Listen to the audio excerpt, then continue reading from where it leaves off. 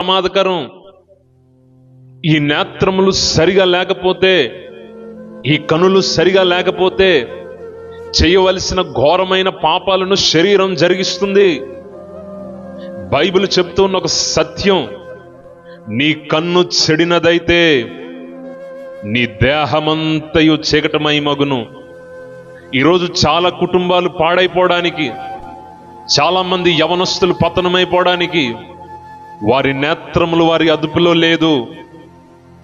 వారి ఆ నేత్రములు అందాన్ని కోరుకుంటూ ఉన్నాయి, లోకాన్ని కోరుకుంటూ ఉన్నాయి.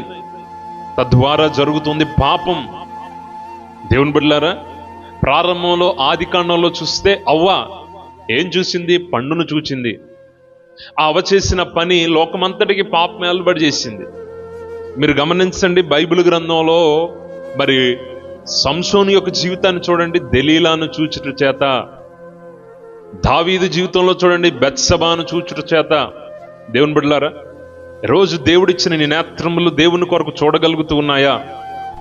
నా ప్రియ యవనస్తులారా, చెల్లెళ్ళారా, సహోదరులారా, దేవుడిచ్చిన ఈ నేత్రములు దేవుని కన్నులను, దేవుని ముఖ దర్శనాన్ని చూడగలుగుతూ ఉన్నాయా? దేవుడిచ్చిన గ్రంథాన్ని చదవగలుగుతూ ఉన్నాయా?